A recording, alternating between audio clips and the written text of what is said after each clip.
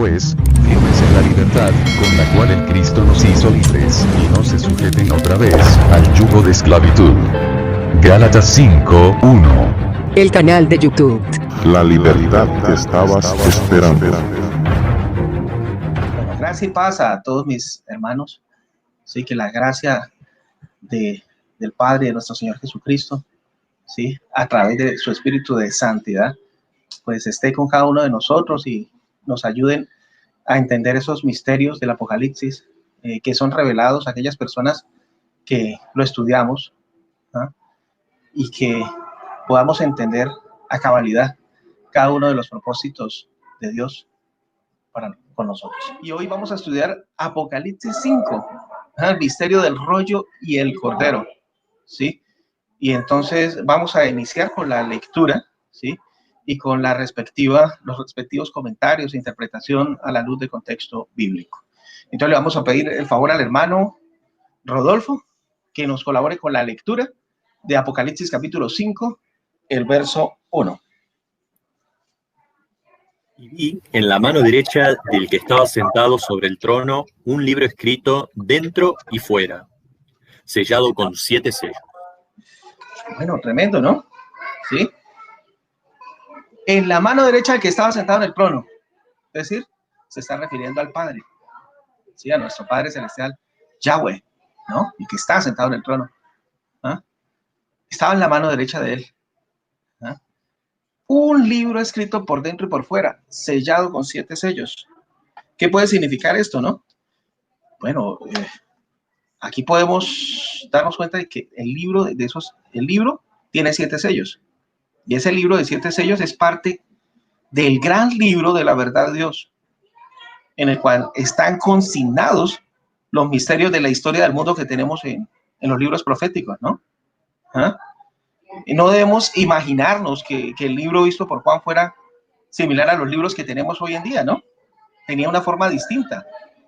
Estaba compuesto por trozos de pergaminos pegados verticalmente uno en la extremidad del otro hasta formar largas piezas, ¿no? ¿Sí? En ese entonces se les enrollaba luego alrededor de una madera cilíndrica y el libro quedaba algo parecido por el exterior a las piezas de tela, ¿no? Si se quería leer un libro había que desenrollarlo y si estaba sellado había que romper pues el sello, ¿no? ¿Ah? Entonces debemos entender eso, ¿no? Muy importante porque cuando leemos la palabra libro, entonces muchas personas se imaginarán que son los libros de hoy en día, pero en ese entonces realmente eran pergaminos, ¿no? ¿Sí?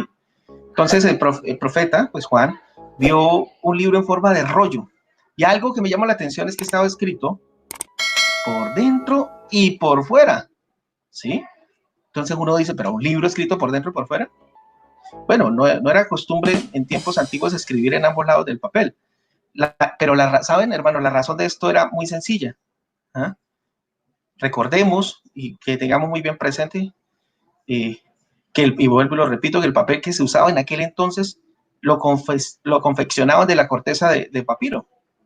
Es decir, una caña que crece en las riberas del río Nilo, ¿sí? Y preparaban esta corteza cortándola en tiras finas con un cuchillo afilado, ¿no? ¿Sí? Ponían las tiras juntas y paralelas sobre una superficie plana. Las remojaban y luego de mojarlas y aplanarlas las dejaban para que se secaran. Entonces, el resultado de ese procedimiento pues daba como resultado generaba lo que es el papiro, ¿sí? ¿Ves? Rollos de papiro, ¿no? Entonces, a fin de hacer fuerte este papel y de evitar que las tiras se separaran con el tiempo, acostumbraban a unir 2 capas, una en sentido horizontal y la otra en sentido vertical. ¿Ah? Entonces, es fácil comprender por qué era la costumbre, pues, escribir en un solo lado del papel, pues resultaba difícil escribir por el lado que tenía, pues, las fibras verticales. Ese papiro duraba muchísimo, ¿no? ¿Ah?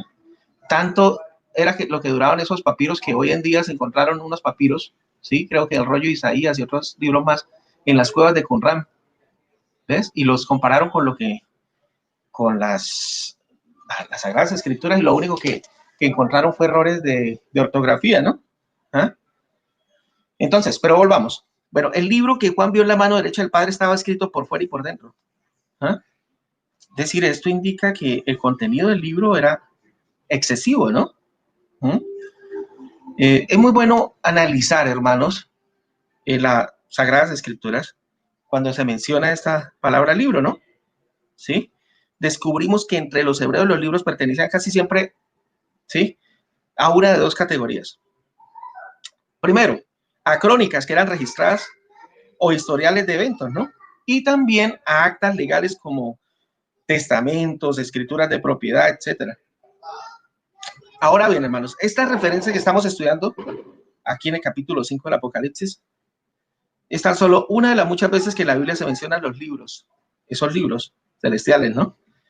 Y podemos descubrir que estas mismas dos categorías de libros se mencionan también con relación a los libros celestiales, es decir, el libro de actas y libros de crónicas, ¿no? ¿Sí? Entonces, por ejemplo, el libro de actas, esos libros de actas que vio probablemente el apóstol Juan, ¿sí? Podemos decir que este es el libro en que se apunta el nombre de los que han aceptado las provisiones del nuevo pacto, ¿no? Confirmando así su elección para la vida. Eso es lo que llamamos el libro de la vida. Recordemos que en Éxodo 32, 33, Moisés pues intercediendo por su pueblo, porque Dios lo iba a destruir, dijo que le perdonara sus pecados, o sino que lo rayera, es decir, que lo quitara de ese libro, ¿no? ¿A cuál libro se refiere? Pues al libro de la vida, ¿no? ¿Sí? Hay otros, pues, también, ¿no?, en otros capítulos, como por ejemplo en Daniel 12:1. Sí, hermano Rodolfo, por favor, ¿no lee? Daniel 12:1. Y en aquel tiempo se levantará Miguel, el gran príncipe que está por los hijos de tu pueblo, y será tiempo de angustia, cual nunca fue después que hubo gente hasta entonces. Mas en aquel tiempo será libertado tu pueblo, todos los que se hallaren escritos en el libro. Bueno, entonces ahí podemos ver una evidencia de ese libro de actas que hay en el tercer cielo, ¿no? ¿Ah? Ahí se menciona pues el libro de la vida, ¿no? También, por ejemplo, Lucas capítulo 10, verso 20 dice: pero no se alegren de que los espíritus se les sujeten, antes alégrense de que su nombre esté escrito en el cielo. ¿Ves? Se está también pues aludiendo a ese libro de actas que hay en el cielo, ¿sí? Hay otros textos también, como Filipenses 4:3, Apocalipsis 3:5, el 13 al 8, 17:8, 20:12, 20:15, 21:27 y 22:18, 19, donde también se nombra este libro de actas, ¿no? También hay otro libro, que es el libro de crónicas, ¿sí? ¿Crónicas? ¿Cómo así? Bueno, por ejemplo, en Malaquías capítulo 3, el verso 16, Malaquías 3:16, Malaquías 3:16, podemos notar lo siguiente. Malaquías 3:16. Dice: entonces los que vinieran al Señor hablarán unos a otros, ¿sí? Y Yahweh escuchó con atención, y en su presencia fue escrito un libro de memoria en favor de los que reverencian al Señor y meditan en su nombre. ¿Sí? Un libro de crónicas, un libro de memoria, ¿no? ¿Sí? Entonces, fijémonos también, es decir, no debemos desconocer de que la Biblia habla de esas dos clases de libros, ¿no? ¿Ah? También, por ejemplo, en Salmo 65:8, dice: mis subidas tú has contado, pon mis lágrimas en tu redoma, ¿no están todas ellas en tu libro? ¿Ves? Entonces, podemos darnos cuenta de esas dos clases de libros, ¿sí?, que se encuentran también, pues, en el cielo, ¿no? ¿Ah? Y, por ejemplo, este texto de Apocalipsis 20:12 también nos arroja mucha luz, ¿sí?, sobre el pasaje que estamos estudiando, ¿no? Que vi a los muertos, grandes y pequeños, que estaban ante Dios, y los libros fueron abiertos, y otro libro fue abierto, el cual es el de la vida. Y fueron juzgados los muertos por las cosas que estaban escritas en los libros, según sus obras. Ahí se habla de libros, ¿no? En plural. Según sus obras. Aquí se mencionan primero los libros y se dice que los libros estaban escritas las obras de los seres humanos. Es evidente, hermanos, que aquí se refiere a los libros de memoria, o sea, los de las crónicas de las vidas humanas. ¿Ah? Y como cosa aparte se menciona otro libro que fue abierto, el cual es el de la vida, ¿no?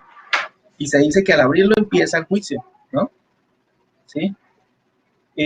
Hay muchas cosas que podemos decir al respecto, pero quiero también darle la palabra a ustedes, mis hermanos, para que participen aquí. Bueno, hermano Rodolfo, por favor.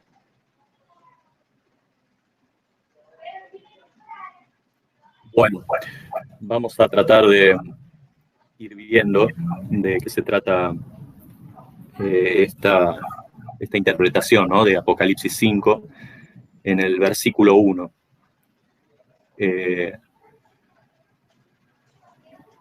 Acá vemos que hay 7 sellos en aquella época. Cada sello contenía el sello a un cordel. Entonces había 7 cordeles, supuestamente. Entonces,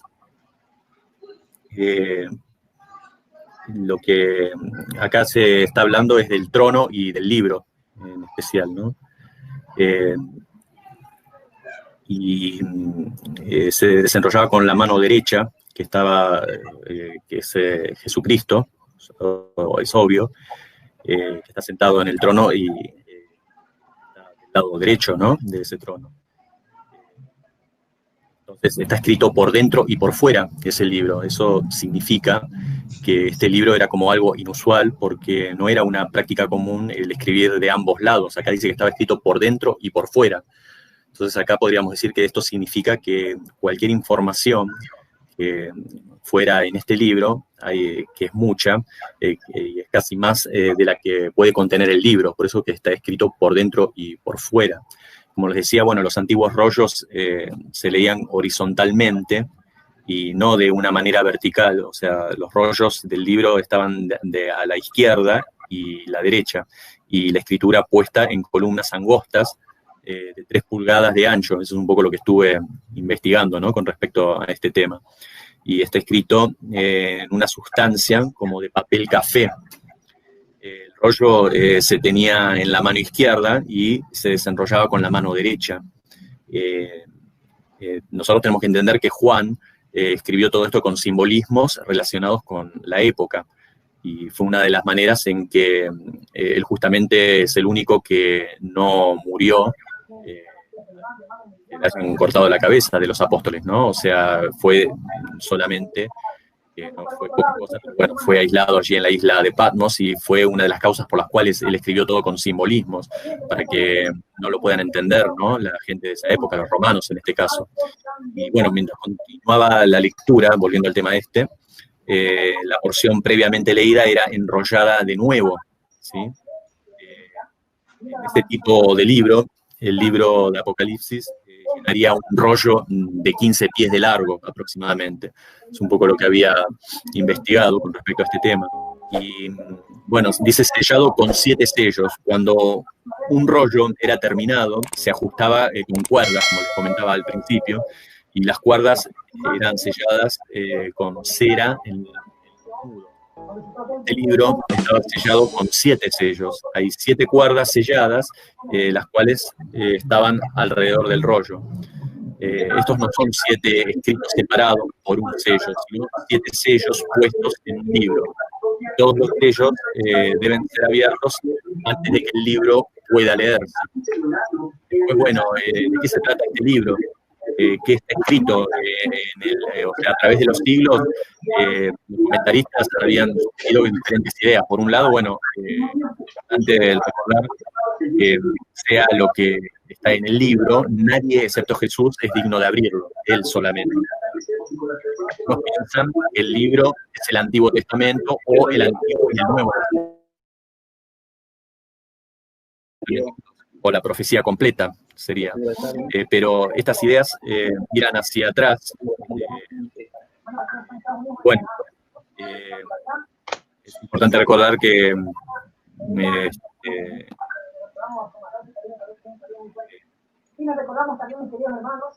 o sea, miran hacia atrás, como les decía, pero no hacia adelante. Y Juan habla de las cosas que sucederán después de estas.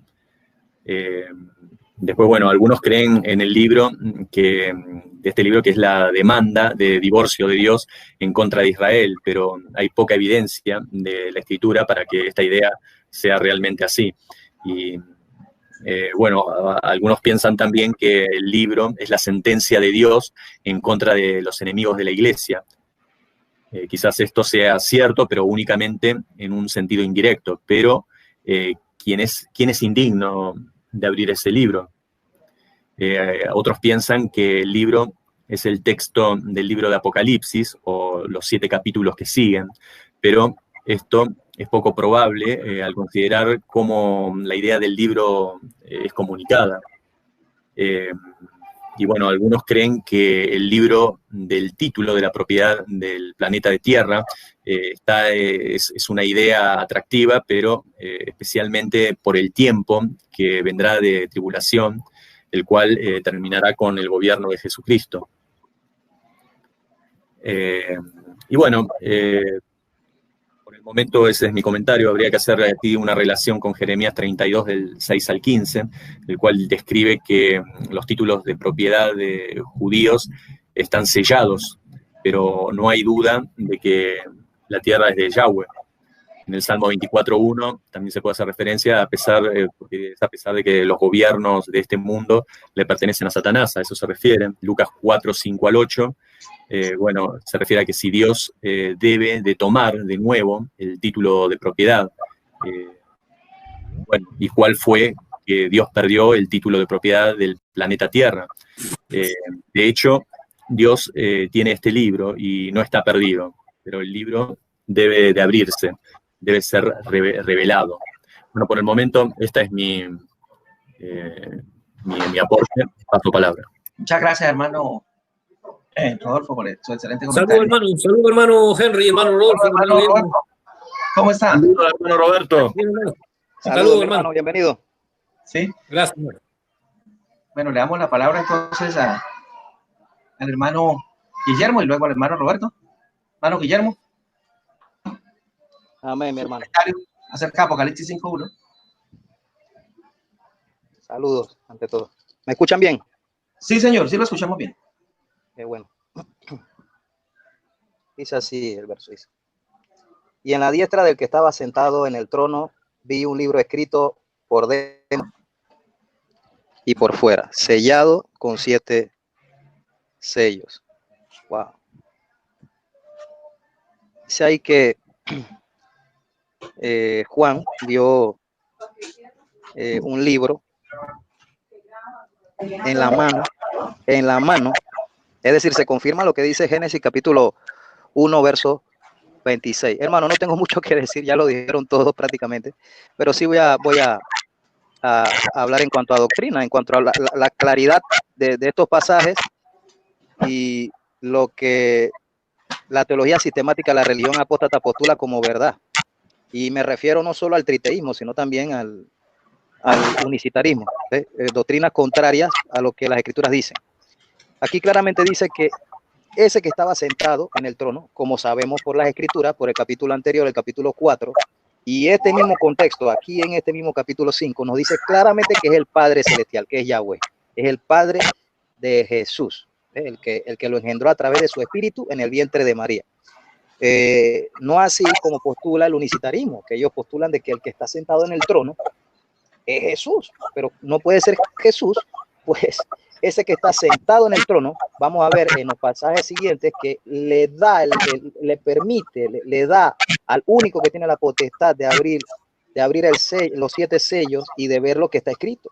Entonces, esto claramente, como les decía, confirma lo que dice Génesis capítulo 1, verso 26, que es que nosotros fuimos hechos a imagen y semejanza de él, de Yahweh, del Padre Celestial, de Dios, como claramente lo postula la escritura, porque él tenía eso no era un ser amorfo, no, él estaba sentado en ese trono, estaba sentado, como claramente en otros pasajes se ve, también en visión, y dice que él tenía en su mano derecha, tenía escrito un pergamino, un rollo, un libro. Un pergamino tenía que enrollarse, pues era de piel de animal, era largo, se tenía que enrollar. Y ya los hermanos hablaron claramente en cuanto a el pergamino. Creo que el hermano Henry habló del pergamino, incluso en el área de una de las congregaciones de que ya hemos hablado acá en el estudio. En ese lugar, se llama Pérgamo, se hacían muy buenos pergaminos donde se hacían escritos, no solamente los bíblicos, sino escritos también de todo tipo de escritos. Aquí en esta área de Pérgamo se dedicaban a hacer, a crear estos pergaminos, donde posteriormente se escribía. Por eso que ahí dice que era un rollo enrollado, porque como eran largos tenían que enrollarse. Dice aquí que, déjame buscarle el verso nuevamente.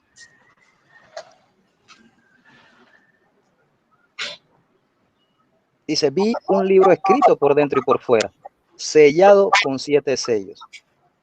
Bueno, dice ahí que el libro estaba escrito por dentro y por fuera. ¿Por qué razón? No lo sé. Lo que sí de repente nos muestra la escritura, por lo que posteriormente pasa con el libro, es que se abren sus 7 sellos y que cuando esos sellos se abren, hay ayes y hay un ambiente turbio. ¿Me entiende? Entonces, yo lo puedo cruzar con otras referencias bíblicas. Por ejemplo, Ezequiel capítulo 2. No sé si el hermano lo quiere leer, verso de el 8 al 10. El hermano Rodolfo, si me lo lee, por favor. Ezequiel capítulo 2, verso del 8 al 10. Muy bien. Vamos entonces, sería el Antiguo Testamento. No se escucha muy bien, hermano. ¿Se escucha? Ahora sí. Dijimos entonces al Antiguo Testamento, pasamos a Ezequiel capítulo 2. Verso del 8 al 10. Perfecto. Mas tú, hijo del hombre, oye lo que yo te hablo. No seas tú rebelde como la casa rebelde. Abre tu boca y come lo que yo te doy. Y miré, y he aquí una mano me fue enviada, y en ella había un rollo de libro, y extendióle delante de mí, y estaba escrito delante y detrás, y había escritas en él endechas y lamentación y ayes. Aleluya. Es decir, hermanos, esto concuerda exactamente con lo que el profeta o el escritor inspirado por Dios escribe aquí en el Apocalipsis capítulo 5. Pues posteriormente vamos a ver que ese libro lo abre el único que es digno de abrir lo que es, como sabemos, Yahoshua o Yeshua o Jesús, nuestro Señor, que es el único digno de abrir esos 7 sellos. Entonces, cuando él abre esos 7 sellos, todo se vuelve turbio.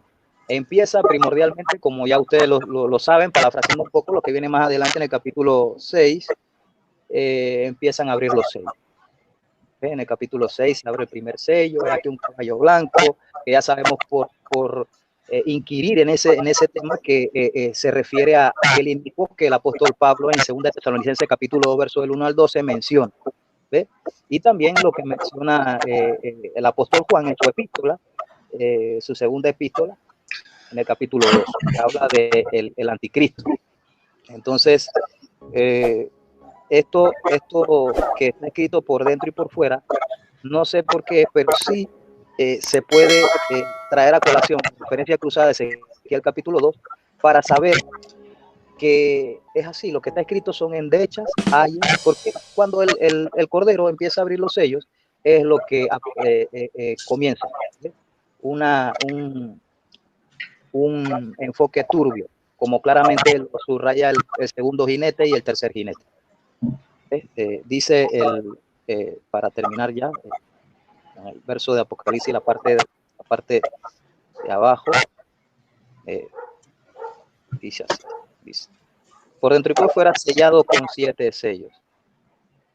Otro ejemplo es el que claramente trabaja a colación el hermano, que es lo que ve el profeta Daniel, lo que ve también el profeta Isaías, que también ve algo muy parecido. Les traigo a colación los pasajes. Isaías capítulo 29, verso 11, creo que es.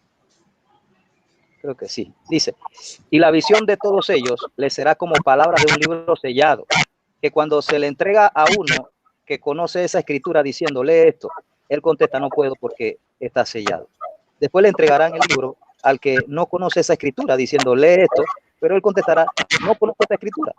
Entonces Yahweh dijo, por cuanto este pueblo se acerca con su boca y me honra con sus labios, pero su corazón está lejos de mí, y su reverencia a mí es conforme a mandamientos y a doctrinas de hombre, que es lo natural.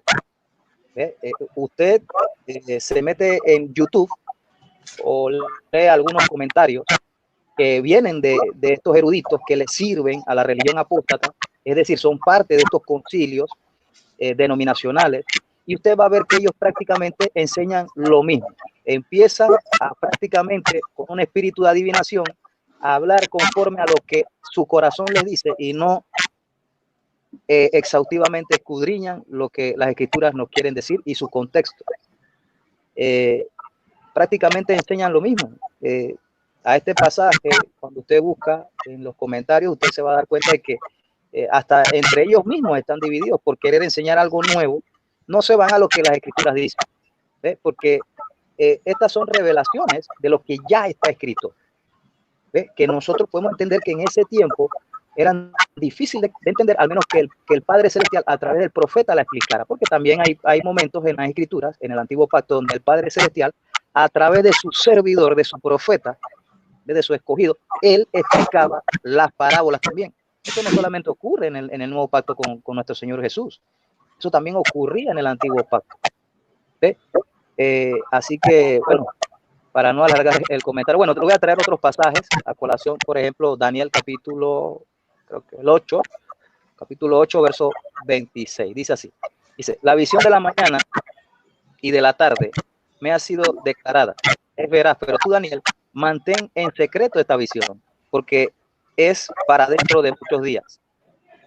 Y dice, yo, Daniel, empecé a temblar y estuve turbado algunos días, después me levanté y entendí los asuntos del rey, pero estaba perplejo por causa de la visión y no había quien la entendiera. Naturalmente, cuando el Padre Celestial hace este tipo, porque ustedes van a ver que en el contexto se le dice a Juan que no diga, bueno, creo que es en otro capítulo, no estoy muy seguro, a Juan que no diga lo que revelan los ángeles, los mensajeros. ¿Ve? Lo mismo ocurre en Daniel capítulo, creo que Daniel capítulo 12, verso 4, dice, pero en cuanto a ti, oh Daniel, sella estas palabras y guarda silencio, y sella este libro hasta el tiempo del fin. Muchos investigarán y la ciencia avanzará. Entonces yo, Daniel, vi, y aquí que otros dos estaban de pie, uno de este lado del río y el otro de aquel lado. Es decir, a Daniel también se le dice que hay un tiempo en el que el Padre Celestial, a través de su voluntad, a través de su propósito, él va a revelar. ¿Ve? Por lo menos este libro que estamos estudiando se llama Apocalipsis, revelación, correr el velo. Y hay cosas que aún en este libro, como vamos a ver más adelante, todavía se le dice a Juan, como ya les dije, no digas lo que esos 7 mensajeros dicen, o 7 truenos, como hay algunas versiones que le dicen. Quiero leerles otro pasaje que está en Isaías capítulo 34, verso 16, dice así, dice, escudriñen en el libro de Yahweh y lean, ninguno de ellos faltó y no se buscaron el uno al otro, sino que ordenó con su boca y su espíritu los reunió.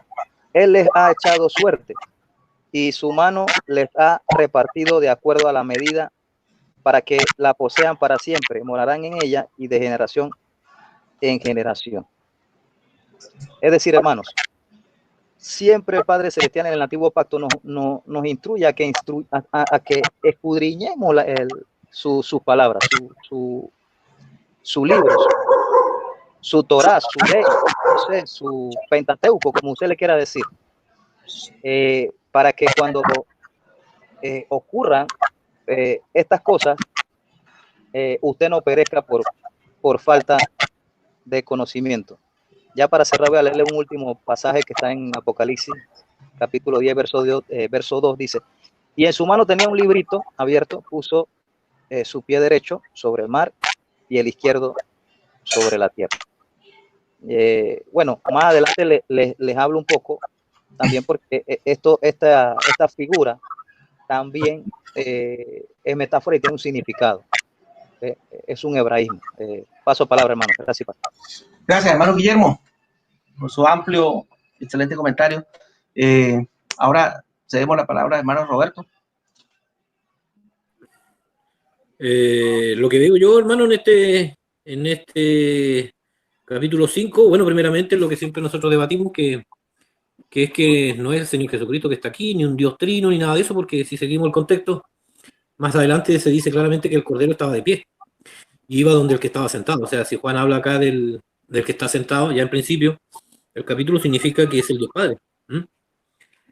Con respecto al librito este que tiene en la mano derecha, hermano, no lo tengo bien claro. Podría ser lo que los ángeles notan, de las cosas que hacen los hombres.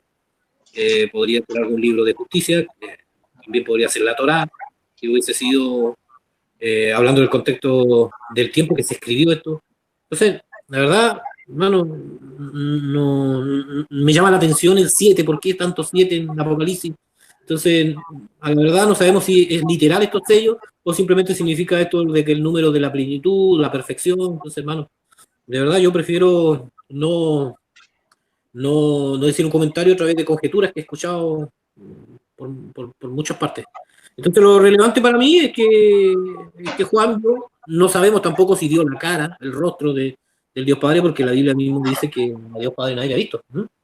Así que eso sería, hermano. Podría dar montones de comentarios de pies de página y todo, pero yo, la verdad, no estoy seguro, hermano. Yo creo que esto se escribió en un contexto para ese tiempo, para esa iglesia, pero que nos sirve a nosotros, nos sirve. Eso sería, hermano, paso palabra, porque de verdad Gracias, me ha cambiado un poco la visión esto de seguir investigando. Cada vez que investigo más la palabra de Dios me encuentro que es casi un misterio, y esta revelación todavía no tenemos la capacidad para comprenderla. Así es. Paso palabra. Gracias, hermano Roberto. Sí, ya para un pensamiento ya para redondear esto, lo del versículo 1. Es evidente que, pues, este libro, ¿no? Este libro que tiene 7 sellos, como decía el hermano Roberto, pues el número 7 significa plenitud, ¿no? Perfección, ¿no? Aquí, estos libros, es evidente que esos son libros de memoria, ¿sí? Probablemente pueda referirse a las crónicas de las vidas humanas, ¿no? ¿Sí? Pero lo que sí es entendible, como lo vamos a ver más adelante, es que este libro pues está relacionado con los juicios de Dios, ¿no? Por ejemplo, en Daniel 7:10, ¿sí? Ese texto está estrechamente relacionado con lo que se dice aquí en Apocalipsis 5, ¿no? Daniel 7:10 dice lo siguiente: un río de fuego salía delante de él, miles de millares le servían y millones de millones asistían ante él. El tribunal se sentó en juicio y los libros fueron abiertos. Entonces, es evidente, es plausible, es palpable de que este rollo tiene que ver con los juicios de Dios, ¿sí? Bueno, vamos a continuar con los siguientes versos. Si quiere leemos, hermano Rodolfo, Apocalipsis capítulo 5, el verso 2 y 3, de una vez, que están muy relacionados esos pasajes. Hermano Rodolfo, por favor. Y vi un fuerte ángel predicando en alta voz: ¿quién es digno de abrir el libro y de desatar sus sellos? Y ninguno podía, ni en el cielo ni en la tierra, ni debajo de la tierra, abrir el libro ni mirarlo. Tremendo, ¿no? ¿Sí? Aquí se dice que Juan vio un ángel, un malak, un ángelos, un mensajero de Dios, ¿no? Que predicaba, que pregonaba a gran voz, ¿sí? Me imagino que gritando: ¿quién es digno de abrir el libro y desatar sus sellos, ¿no? ¿Ah? Aquí no se dice cuál es el nombre de ese malak, no se dice. Y decir que era Gabriel o que era tal sería como conjeturar, ¿cierto? Pero lo que sí sabemos es que este ángel o este mensajero desempeña un papel importante, ¿no? Pues ahí en esa imagen gráfica contemplada por Juan, ¿no? ¿Sí? Entonces, aquí podemos darnos cuenta, ¿sí?, de que se hace una pregunta, ¿no? ¿Quién es digno de abrir el libro y desatar sus sellos, ¿no? ¿Ah? Es decir, podemos notar que mientras los ecos de su clamor se alejan, solo hay un silencio, ¿no? ¿Sí? Y ninguno, ni en el cielo, ni en la tierra, ni debajo de la tierra, podía abrir el libro, ni aún mirarlo. ¿Ah? Es decir, una búsqueda en todo el universo trae como resultado de que no hay ninguno, ¿sí? Ni en el tercer cielo, ni en el universo, ni nadie, ¿sí?, ni en la tierra, digno de desatar. Solamente hay una persona, la cual vamos a ver más adelante, ¿no? Entonces, aquí podemos ver una crisis que se describe tan gráficamente, ¿sí?, que se relaciona con la apertura de ese libro. ¿Ah? Y es evidente que el contenido del libro, ¿sí?, como ya dije anteriormente en un comentario anterior, es excesivo, ¿sí? Es tan excesivo que el libro está escrito por dentro y por fuera. ¿Ah? Entonces, cuando se llega el momento de abrir el libro, que es en el capítulo 6, veremos que se trata de una crónica, un historial, ¿sí? Un historial de eventos.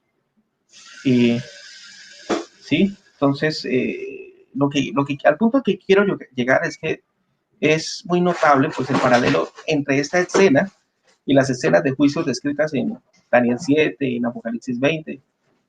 ¿Ah?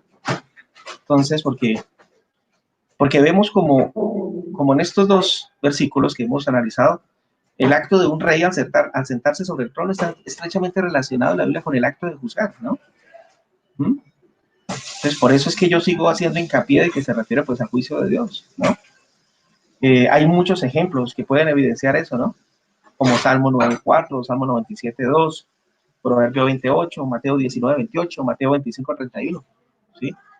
Para que después, minuciosamente, las personas que están escuchando, pues, este gran seminario de Apocalipsis puedan leer esos textos y evidenciarte que realmente se relaciona con el juicio, ¿no? ¿Sí? Entonces, muy interesante, muy importante entender esto, ¿no? A la luz del contexto de las Sagradas Escrituras, ¿no? Aquí podemos ver, pues, la imagen gráfica de ese rollo, ¿no? 7 sellos. 7, dije anteriormente, se refiere a plenitud, perfección, ¿no? Dios son perfectos también, ¿no? ¿Ah?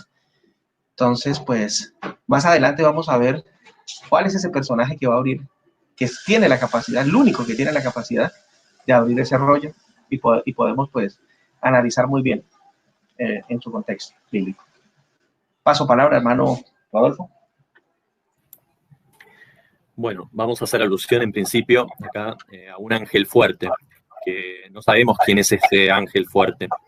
Como bien dijo el hermano Henry, muchos han sugerido que es Gabriel, pero no lo podemos saber con exactitud.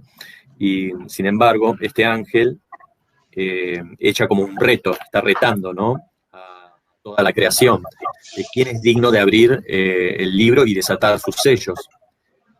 Y bueno, este reto que ninguna criatura puede contestar, porque ninguna criatura es digna de abrir este libro en particular.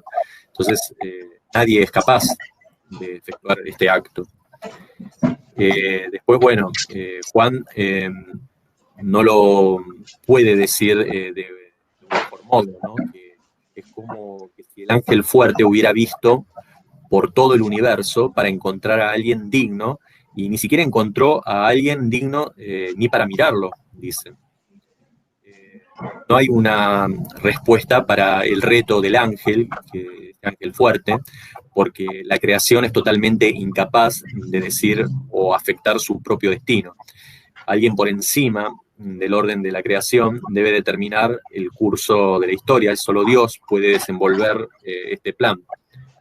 Así que bueno, Aquí mi aporte y bueno, paso palabra. Gracias, hermano Rodolfo. Hermano Guillermo, por favor.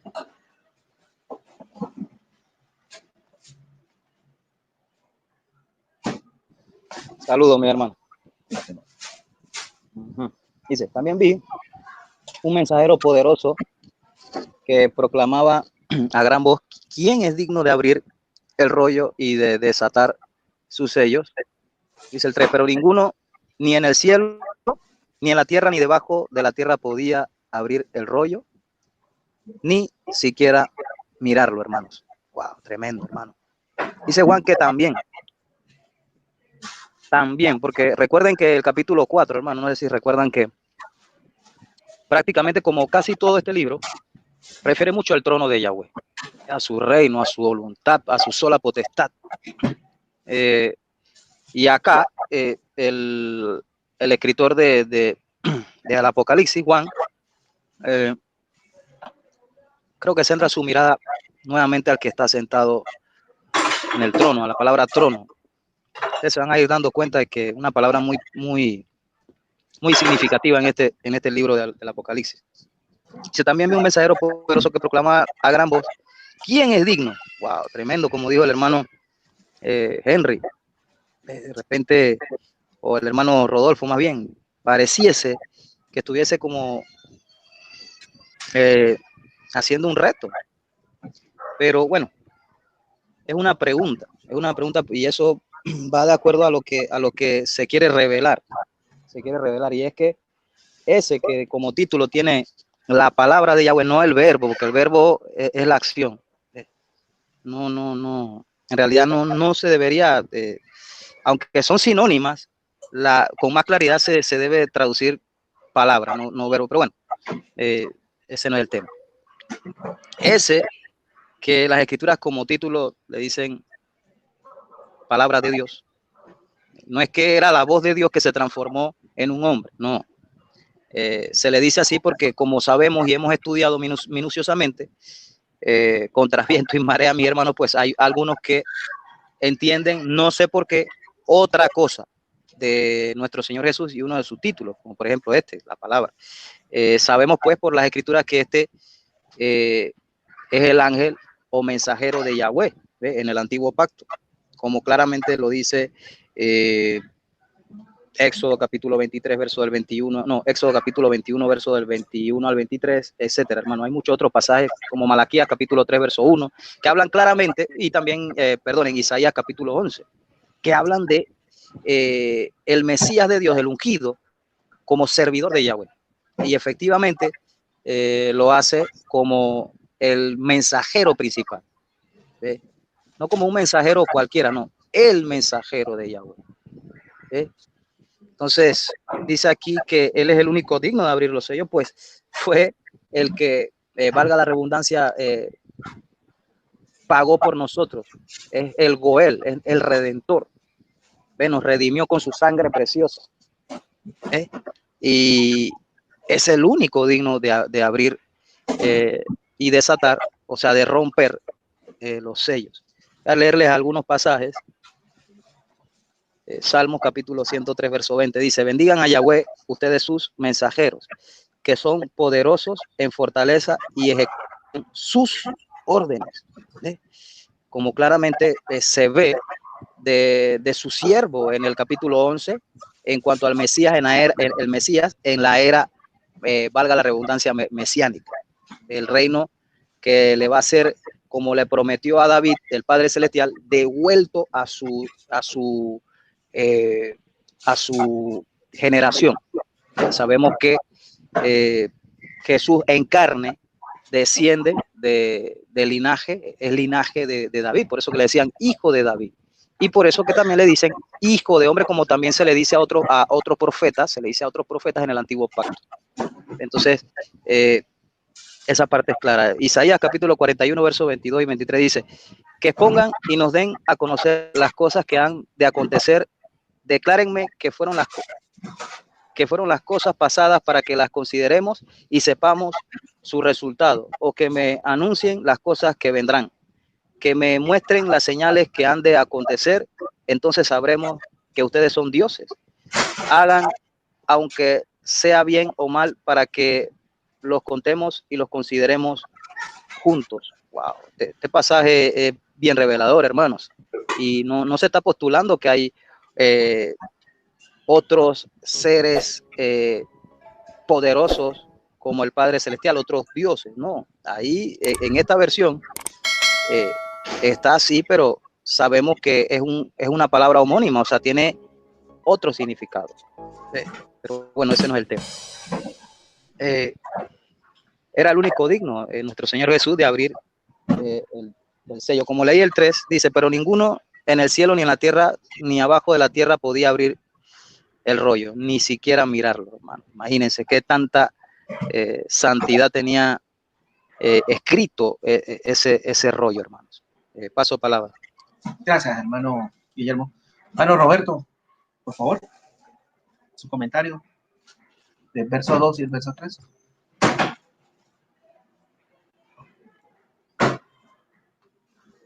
Hermano Roberto, ¿se encuentra por ahí? Sí, hermano. El 2. Y vi un ángel fuerte que pregonaba a gran voz: ¿quién es digno de abrir el libro y desatar sus sellos? Es el 2. No, igual, hermano, no sabemos quién es ese ángel. Este ser celestial fuerte, como decía mi hermano, no sé. No, la verdad, hermano, no tengo ni la menor idea quién será ese ángel. Lo relevante sí, el 3. ¿Quién es digno, cuando él hace como el reto, quién es digno de abrir el libro y desatar sus sellos? A mí esta parte es bien controversial, porque cualquiera podría decir, bueno, ¿cómo que no hay otro digno si el Dios Padre también es digno?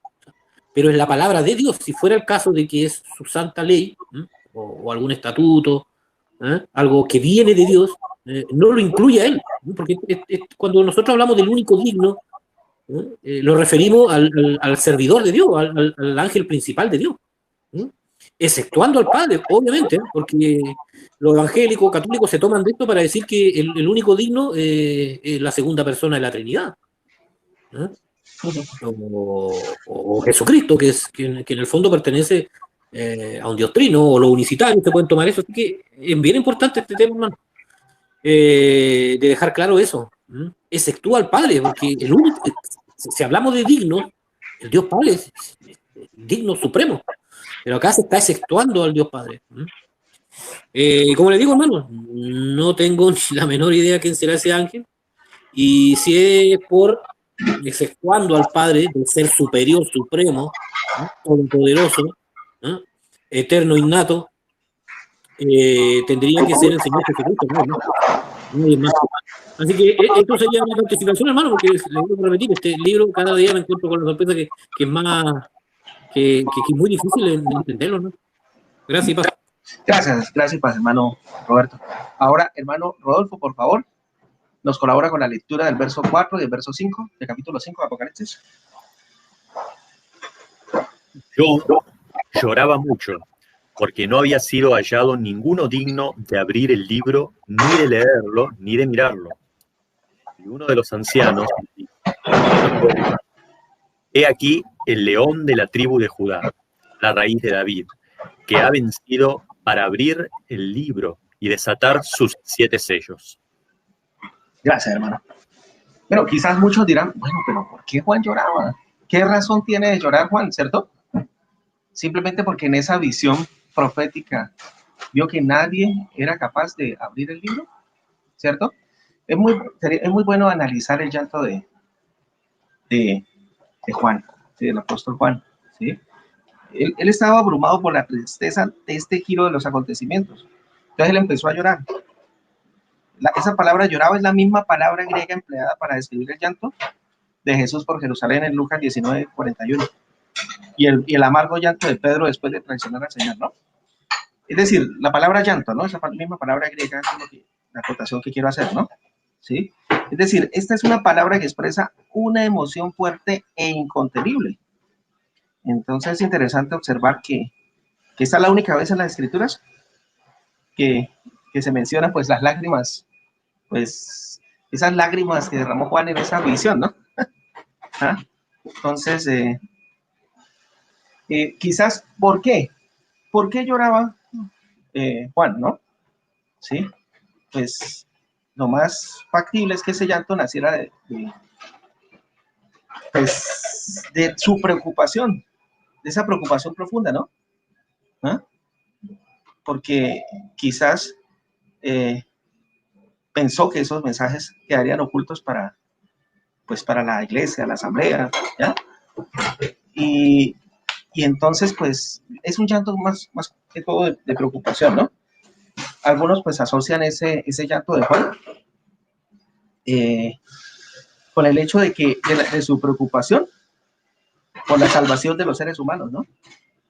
¿Mm? Algunos dicen eso, ¿no? Bueno, él lloró, quizás lloró amargamente en esos momentos, o lloró, derramó lágrimas porque se sintió preocupado, porque pensó que quizás si no se abría ese libro, pues estaba en juego la salvación de los humanos, ¿no? Sí.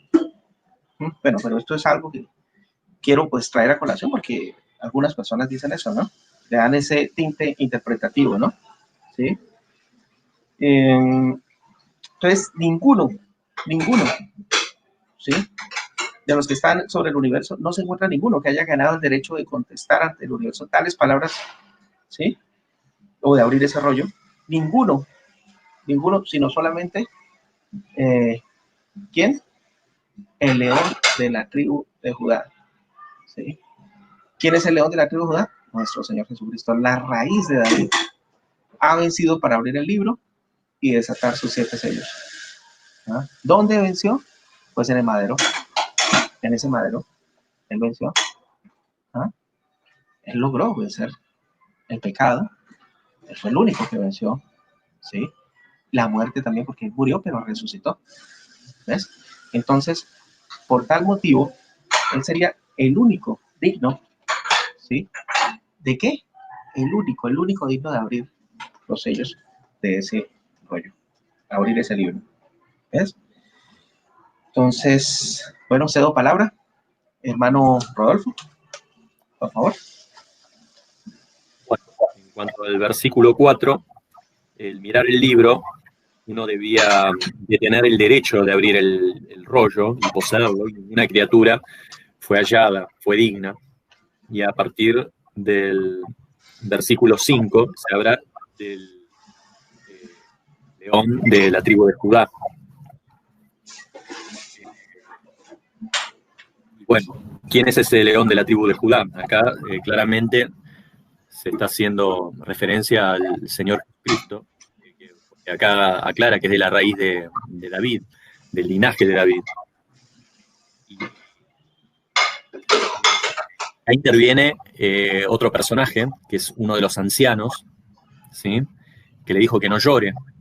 Y yo entiendo que este anciano se hace alusión al anciano, a uno de los 24 ancianos. Así que bueno, simplemente es eso lo que voy a compartir hasta el momento y paso palabra. Bueno, gracias hermano Rodolfo por ese detalle del anciano y también por su valioso comentario. Hermano Guillermo, ¿sí? Ya había comentado anteriormente sobre esto, pero ¿quiere agregar algo más, hermano? Saludo, mi hermano. Voy a leer el pasaje. Dice así.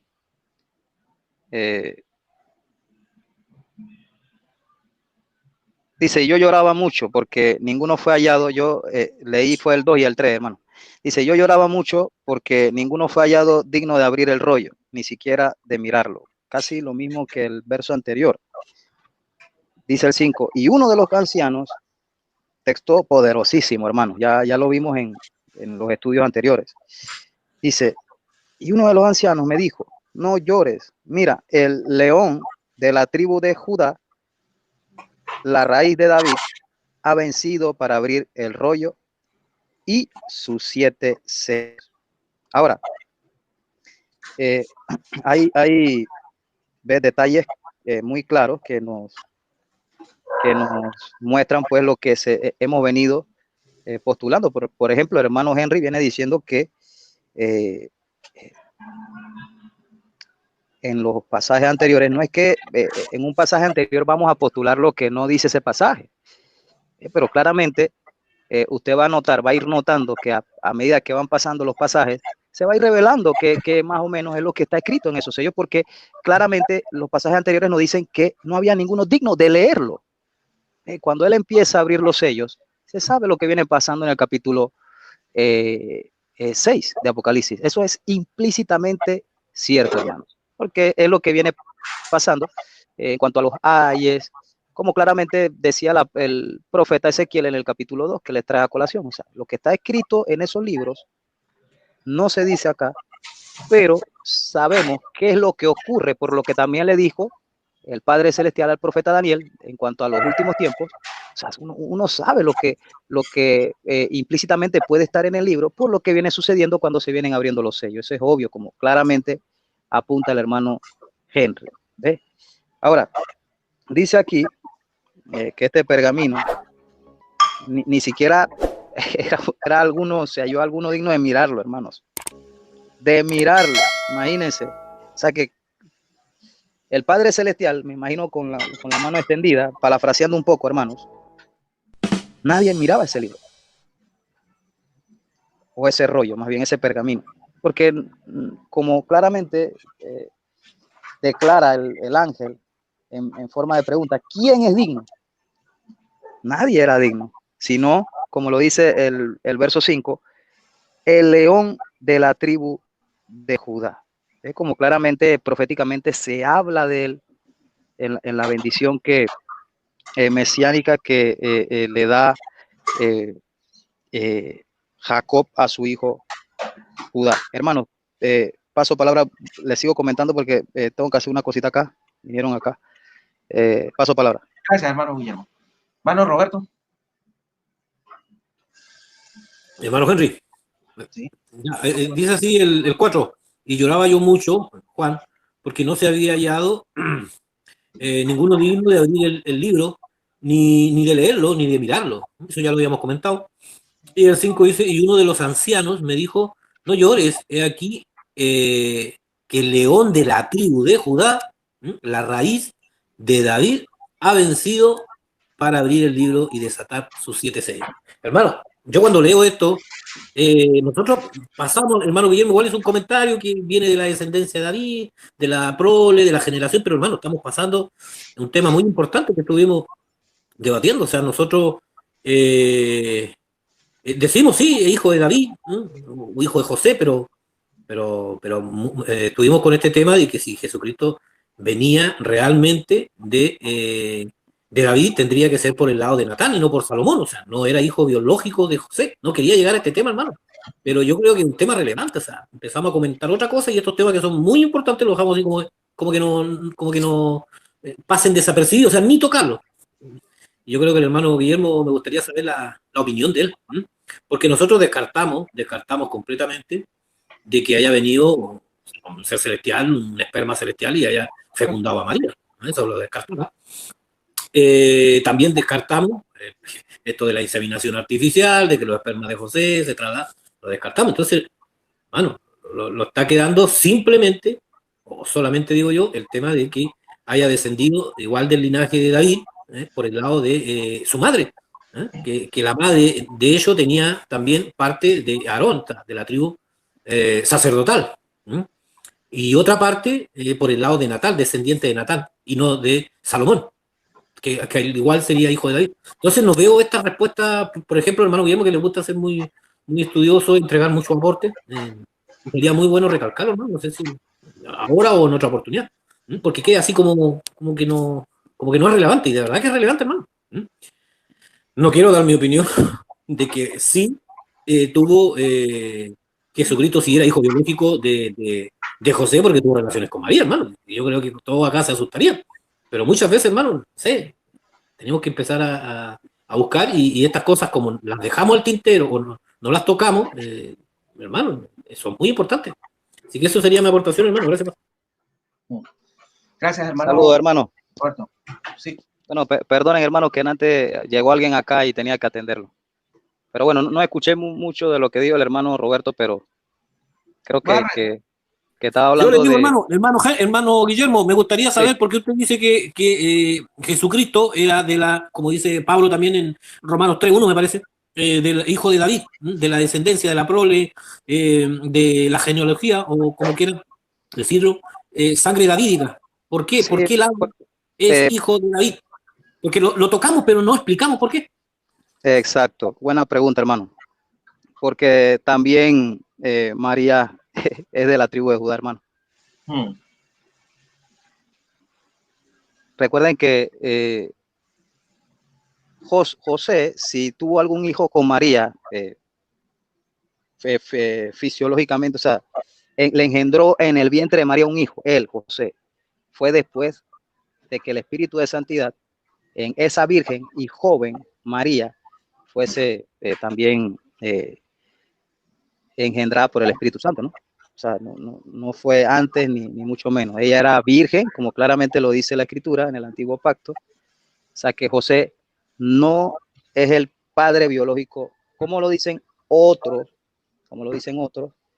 que enseñan que José literalmente es el padre de nuestro Señor Jesús, del Cordero de Yahweh. Hermano Guillermo, le entiendo, pero ni un judío comparte esto de que creemos nosotros que María viene por la descendencia natal y por eso es hijo de David.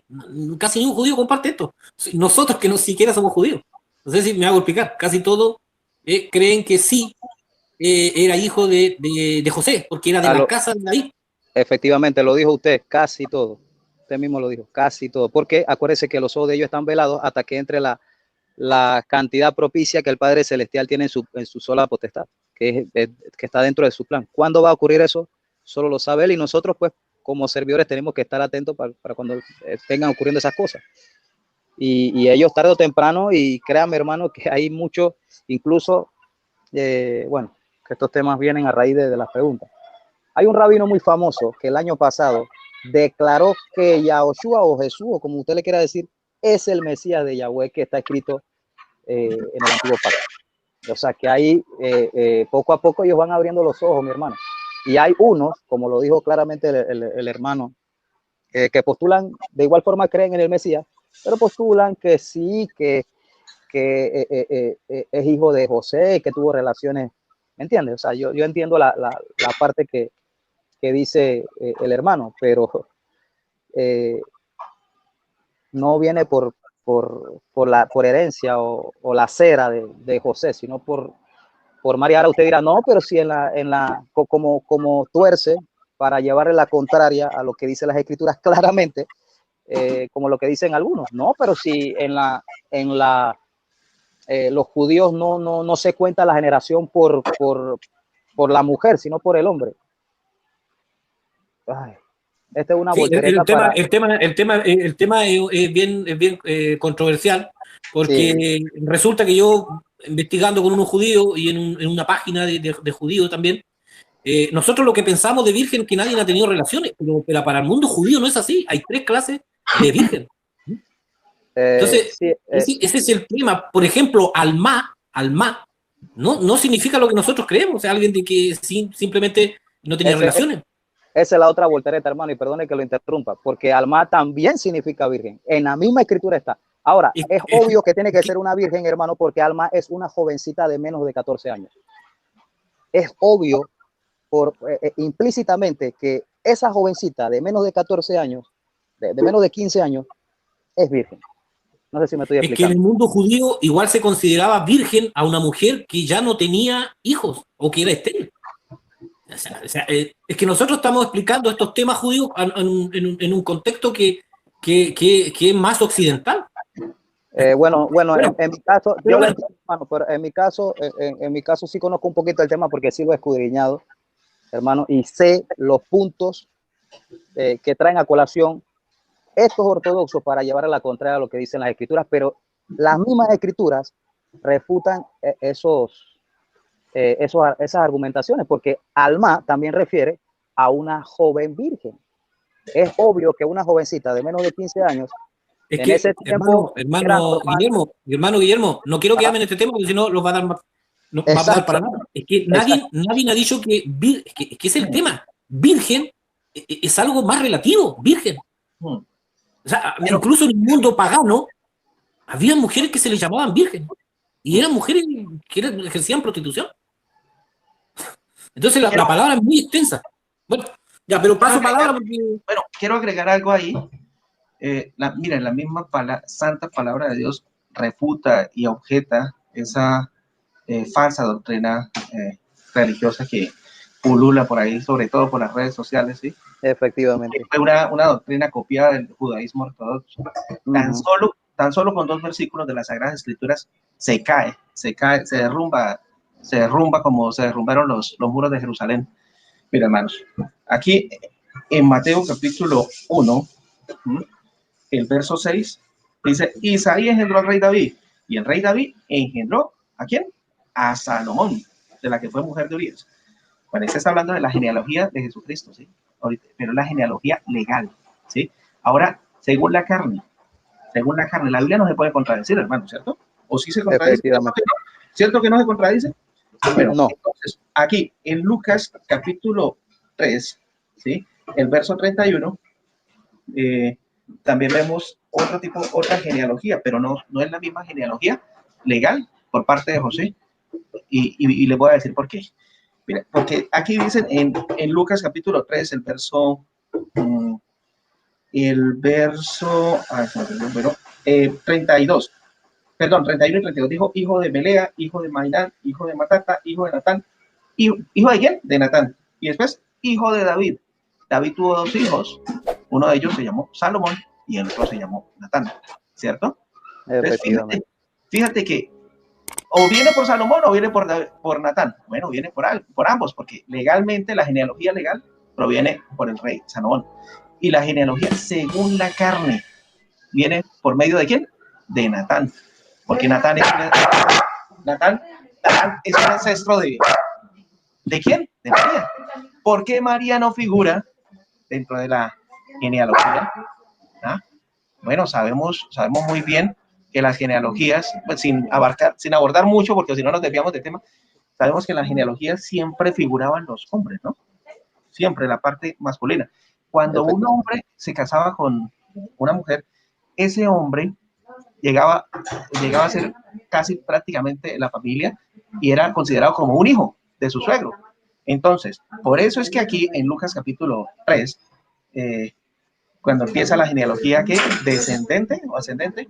Bueno, dice, mire, dice, Jesús mismo a comenzar su ministerio era como de 30 años, hijo según se creía, de José, hijo de Elí. Entonces dice, ¿por qué ahí habla de José y no de María? Porque en las genealogías figuraban solamente los nombres de hombres. Entonces, como José se casó con María, José se convirtió en hijo adoptivo de Elí, quien realmente era el padre de María. ¿Ves? Entonces, eso no lo entienden algunos. Algunos no lo entienden, sino que tienen la tendencia a torcer las Sagradas Escrituras para su propia perdición. Pero la misma Biblia, mano, la Biblia no se puede contradecir. O viene por Salomón o viene por Natán. Bueno, viene por ambos.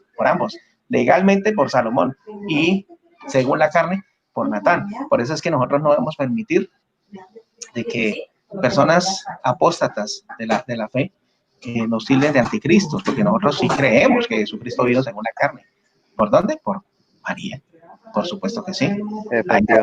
Y si alguno de los oyentes quiere profundizar más acerca de este tema, lo invito a que busque en YouTube la genealogía legal y carnal de nuestro Señor Jesucristo, que ahí se encuentra la explicación detallada, exhaustiva y minuciosa y sustentada con bastantes pasajes bíblicos.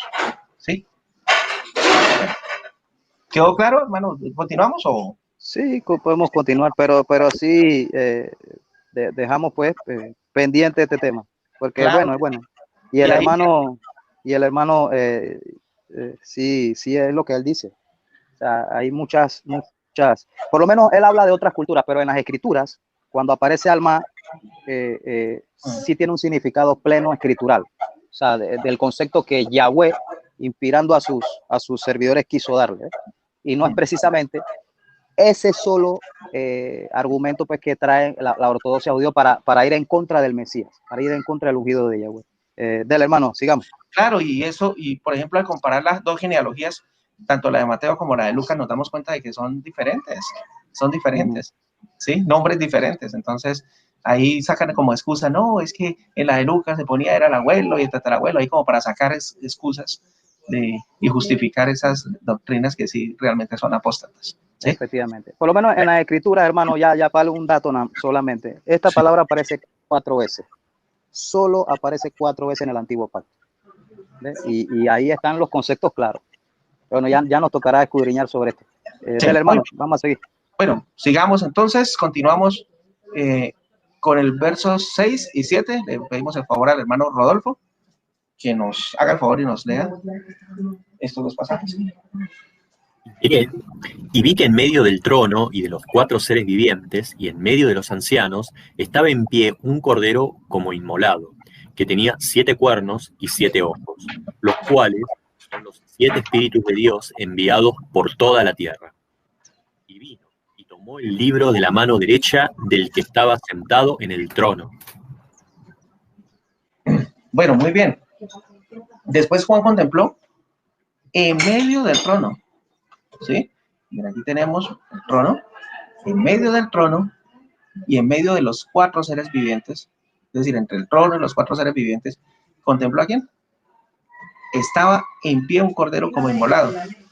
¿Sí? ¿Quién es ese cordero? Nuestro Señor Jesucristo, ¿cierto? Incluso Juan lo describió, este es el cordero de Dios que quita el pecado del mundo, ¿cierto? ¿Ah? Jesucristo es el cordero de Dios. ¿Y por qué se le presenta como inmolado? Bueno, porque gracias a su sacrificio expiatorio, ¿sí? A la sangre que derramó en ese madero, ¿sí? Obtenemos el perdón de nuestros pecados, ¿no? Entonces, muy interesante entender esto, ¿no? Por eso se le presenta como cordero inmolado. Y de hecho, también se le llama cordero inmolado porque estaba dentro de los propósitos de Dios, ¿sí? Hay un texto, hay un pasaje que no tengo en estos momentos, pero si ustedes me lo ayudan a buscar, les agradecería, que dice que ese cordero... Discúlpeme. Listo, hermano. Gracias. Un cordero inmolado, ¿sí? Desde la fundación del mundo, es decir, estaba en los planes y en los propósitos de Dios. ¿Ah? Porque ahí es donde, ilustrativamente, por medio de una ilustración, ¿sí? Voy a describir esto. Dios es como un arquitecto, ¿no?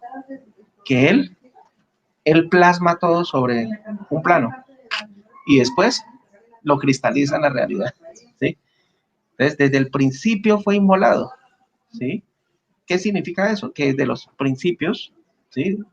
Principio del mundo, ya estaban los planes de Dios, pues que Jesucristo vendría como el Cordero de Dios que quita el pecado del mundo y que ese Cordero sería inmolado, sería sacrificado, ¿sí?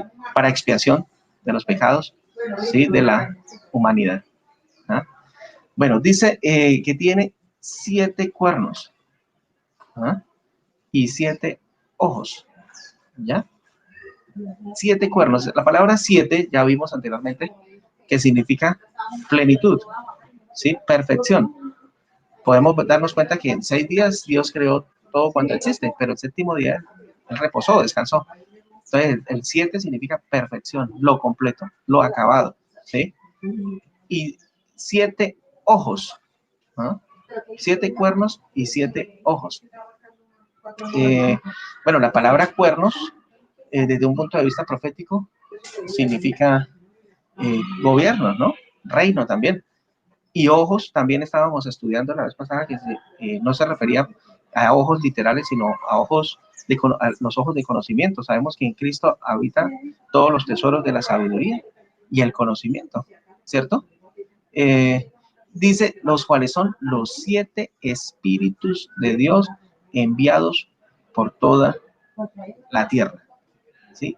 7 espíritus, ¿sí? Hay algunas personas, los trinitarios, dicen, no, esos 7 espíritus de Dios se refieren a la tercera persona de la Trinidad, al Espíritu Santo en acción, ¿sí? Pero pues eso lo traen a colación siempre es porque pues influenciados por la enseñanza de los concilios de sus iglesias, ¿no? Pero eso no es lo que realmente pues se refiere a esto, ¿sí? Los cuales son los 7 espíritus de Dios enviados por toda la tierra. ¿Ah? ¿Quiénes son esos 7 espíritus? Hay muchas... Saludos, hermano, gracia y paz, bendiciones de lo alto.